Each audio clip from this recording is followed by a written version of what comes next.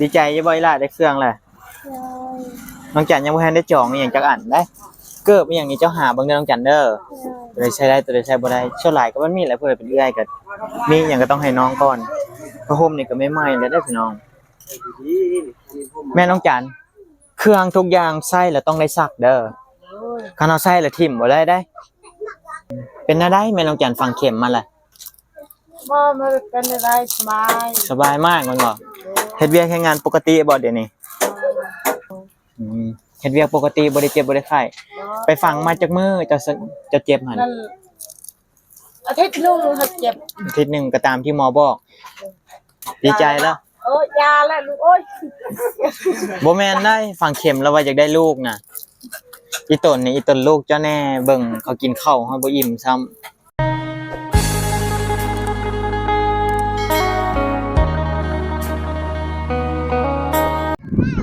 ก็จะไปสอนมาได้พลัง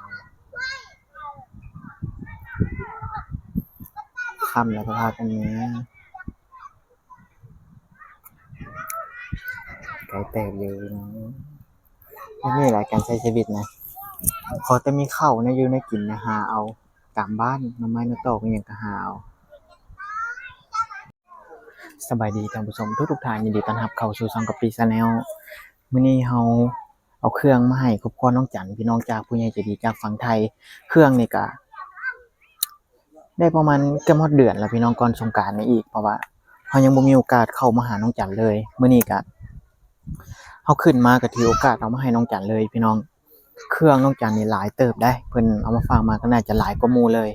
มื้อนี้น่ะพี่น้องเฮาขึ้นไปหาน้องตุ้มก็คลิปก่อนหน้านี้พี่น้องขึ้นพาน้องตุ้มป้าทางเข้าบ้านน้องหั่นฝนเซาะแล้วทางมันเพเบิดพี่น้องท่านผู้ใดยังบ่ได้เบิ่งคลิปก็กลับไปเบิ่งได้แล้วก็อันนี้มาหาน้องจันต่อตอนนี้ฝนกำลังสิลงนะพี่น้องเห็นมืดๆครึ้มๆแบบนี้นะฝนยิบๆแล้วแต่ว่าน่าจะแห้งอยู่มื้อนี้เฮาเครื่องอันนี้ที่เฮาแยกออกมาเป็นเครื่องของน้องจันเบิดมีจักกอง1 2 3 4ตัวนี้ก็ตัวนี้แม่นบ่วะแก๊สเขียวนี่น่าจะบ่แม่นตัวนี้นะตัวนี้ก็แม่นมี5แก๊สใหญ่ไม่เพิ่นเพราะว่าลูกของครอบครัวน้องจันนี่ก็หลายได้พี่น้องมีประมาณ9คนเดี๋ยวนี้นะแต่ว่าบ่รวมโตเสียชีวิตแต่เสียชีวิตนั้นมีประมาณ6คนพี่น้องเฮาต้องเคี่ยวเอาไปให้เพิ่นเพราะว่าตอนนี้นะฝนกำลังสิลงยันเฮาเข้าบ่ทันเพราะว่าเฮาเข้าในรถมันบ่เบิดพี่น้องเครื่องหลายเดี๋ยวก็ไปตักข้าวไปให้เพิ่นบ่ใจเอิ้นบ่กินนี่เพิ่นน่าจะบ่มีข้าวกินมื้อนี้เดี๋ยวเข้าไปให้เราไปมาน่าจะบ่มีข้าวกินบ่ใจเอิ้นบ่กินเดี๋ยวบอกบ่ใจเอาเครื่องไปให้เราเลยเพราะว่าตอนนี้ฝนกำลังสิลงป้ามีอย่างเป็นเครื่องบ้านคนเครื่องไปเอาเครื่องไปฝนกำลังสิตกแล้วเอาไปใจเอาข้าวให้เราอันนี้ข้าวประมาณ2 โลครบหน้าครบตาไปละ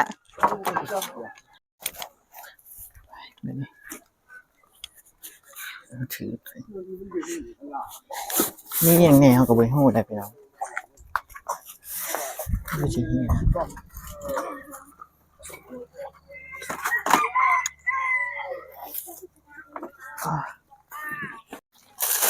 ไม่เลยเหรอ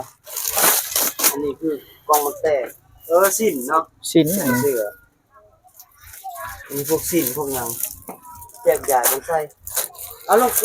เปิดเบิ่งลองแกะเบิ่งเนาะลองเรียกเบิ่งเครื่องมึงเนาะเบิ่งว่าจังได๋มีอย่างแน่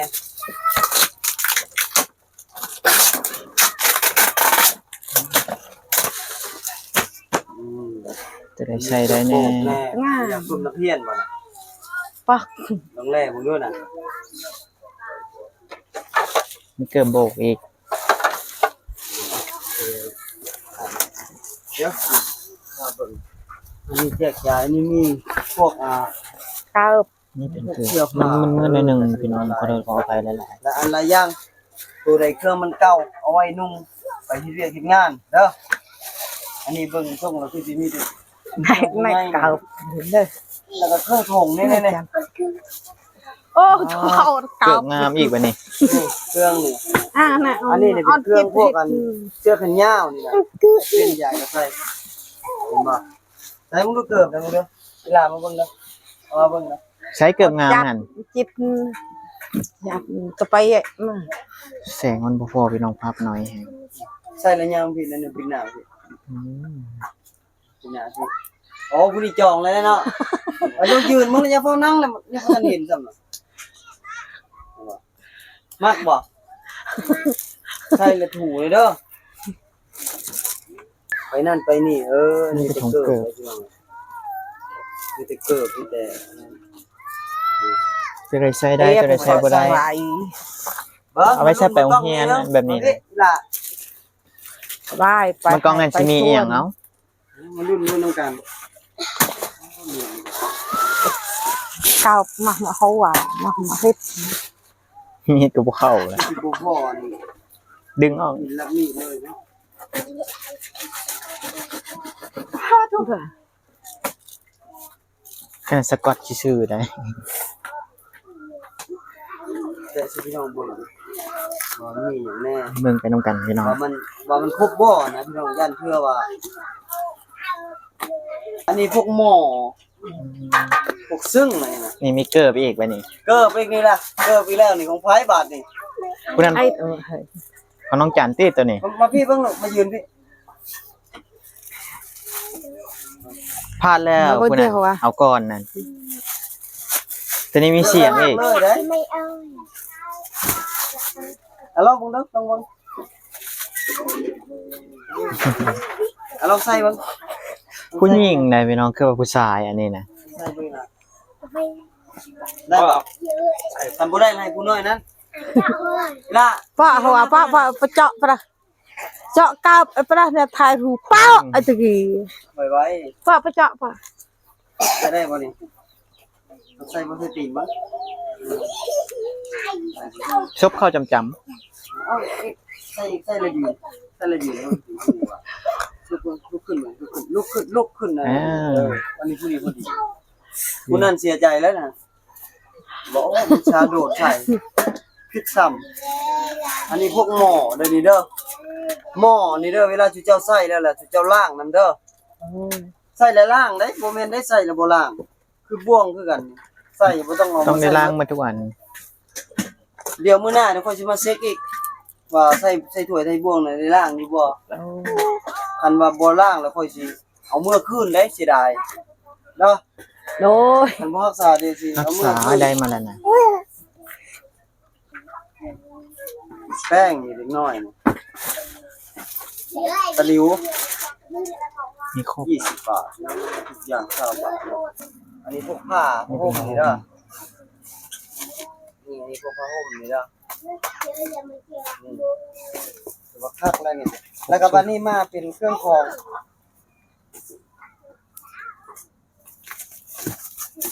ก็เป็นเดียวกัน เครื่อง เครื่องนึงของ ใจเบิ่งตัวใดผู้ใดนุ่งได้นั่น สองคืน ดีใจอยู่บ่อีหล่ะได้เครื่องแหละน้องจันยังบ่ทันได้จองอีหยังจักอันได้ เกิบอีหยังนี้เจ้าหาเบิ่งเด้อน้องจันเด้อตัวใดใช้ได้ตัวใดใช้บ่ได้ส่วนหลายก็มันมีแหละผู้ใดเป็นเอื้อยก็มีหยังก็ต้องให้น้องก่อนพระห่มนี่ก็ไม่ไหม้แล้วเด้อพี่น้อง ดีๆอันนี้พวก แม่น้องจันเครื่องทุกอย่างใส่แล้วต้องได้ซักเด้อคันเอาใส่แล้วทิ่มบ่ได้สิเจ้าก็ซักอยู่บ่ซักเครื่อง คอยชักดูเจ้าท่าน ซักเนาะเดือนแล้วนี่ซักแม่นบ่เดือนนี้บ่ได้ซัก ดีใจอยู่บ่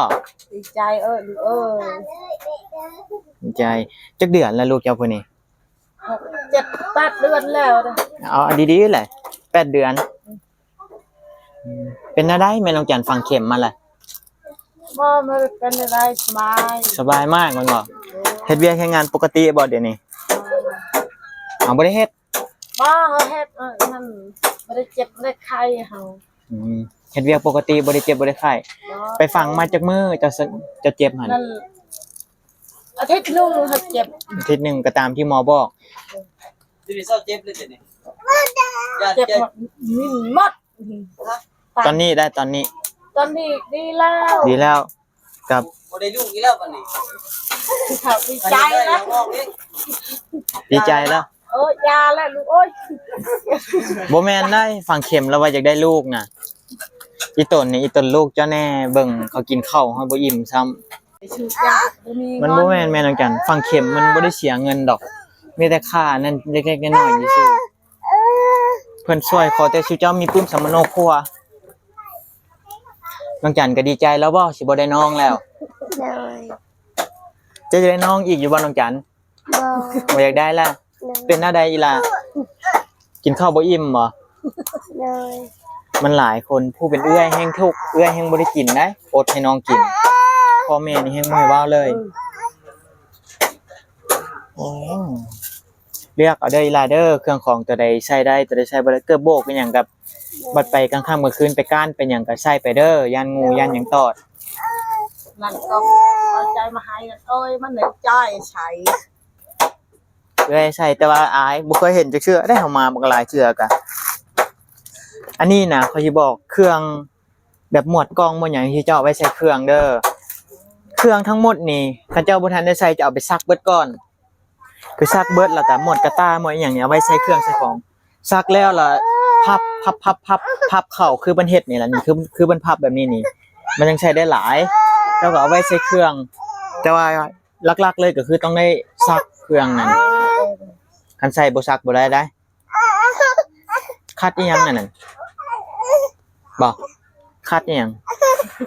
มันจะหายหอน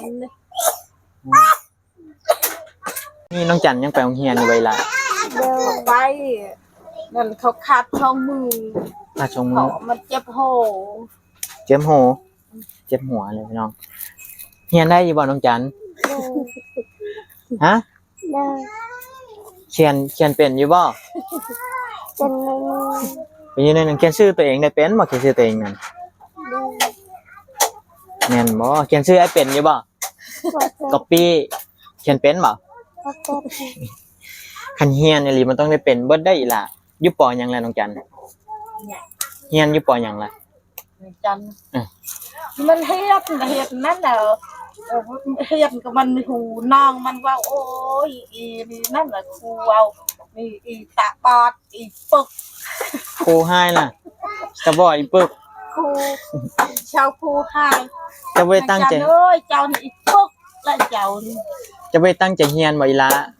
เคยตั้งใจ ตั้งใจเฮ็ดก็ไม่รู้มัน แบบนี้แหละคือคนบ่ นั่ ฮู้ น กัน น้องมันใครแหละไอ้จิต น้องใครแน่ นี่ชอบคนเอ้ยน้ ปึกคือกันจะแม่นได้กันคักแต่ว่าเรื่องหาหน่อไม้นี่ก็ที่หนึ่งในห้องได้เนาะบ่มีแข่งหาหน่อไม้บ่เอาคะแนนน่ะ ำนั่นเจอแฟตนั่นนั่นครูไปโอ้ยอีจันเอ้ยเจ้านั่นคนจะออดได้ปึก น้องจันจะลองไปบอกครูเบิ่งเด้อเซ็งประจำเดือนหน้าน่ะครูเอ้ยเซ็งหาหน่อไม้เอาได้บ่โลกันหาหน่อไม้นี่ที่หนึ่งเบิดปีได้น้องจันน่ะไปเรียนไปหยังก็ไปปกติตั้งใจเรียนเด้อน้องจันเด้อ เลย ผู้ฉันจะบ่ได้เฮ็ดเวียกเฮ็ดงานในอนาคตนี่บ่ฮู้หนังสือนี่ยากได้น้องจันเอาอยู่ดีมีแฮงเด้ออันนี้เครื่องของก็มามอบให้เพิ่นฮอดเฮือนฮอดซานแล้วพี่น้องฝนลงแล้วตอนนี้นะเฮาก็สิเดินทางกลับเพราะว่าทางเข้านี่ยากเด้เนาะทางเข้าเฮือนเจ้านี่โคตรยากเลยฝนยังบ่ทันตกได้ตอนเฮาเข้ามานั่นเอาอยู่ดีมีแฮงเด้อแม่น้องจันกับน้องจันก็ เลย ตั้งใจเรียนได้อีหล่ะบัดนี้น่ะ เลย มาเถอะนายเขียนชื่อให้เป็นเด้อ เลย ได้แต่หัวแหละโอ้ยเฮ็ดจังไดเนาะคนบ่ได้เนาะตั้งใจซำใดก็บ่ได้มื้อหน้ามื้ออื่นคันไปโรงเรียนแล้วไปบอกครูว่ามื้ออื่นละเซ็งคันเซ็งละเซ็งหาหน่อไม้เอาเด้อครูเด้อเซ็งหาหน่อไม้เซ็งซ่อนปลาเอาเด้อ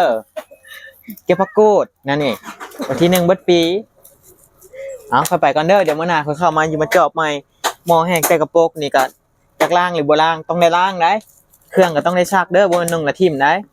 บ่แม่นเสียทีได้เฮานั่นเอาโอเคแม่น้องจันอันนี้ก็พอดีว่าโยกว่าหัวน้องเอาโอเคบ๊ายบายอีล่ะยังเบิ่งเลยเป็นแต่โต๊ะเหรียญออกโอ้ยเงินเจ้าคักแท้แม่น้องจันเอ้ยตัวเป็นแต่โต๊ะทะลาเบิ่งพี่น้องลูกจะบ่ตกบ่แม่น้องจันตกโอ้ เบิ่งมันบ่เป็นตะตกซะบ่นี่โอเคพี่น้องอันนี้เราก็สิเดินทางกลับยังไงก็ต้องขอบคุณขอบใจทางผู้ใหญ่ใจดีและก็ท่านผู้ชมที่เบิ่งจนจบคลิปผิดพลาดประการใดก็พี่ก็ต้องขอโทษขออภัยไว้ณที่นี้ถึกใจก็ฝากไลค์ฝากแชร์ไปตามให้กับพี่เด้อพี่น้องฝนเริ่มแห้งแล้วตอนนี้คันว่าเฮาอยู่ดนกว่านี้น่ะยันออกไปบ่ได้ทางเงินน้องจันก็ยากหน่อยหนึงพี่น้องเดี๋ยวพอกันในคลิปหน้าสำหรับคลิปนี้ก็พี่สิขอตัวไปก่อนพี่น้องบ๊ายบาย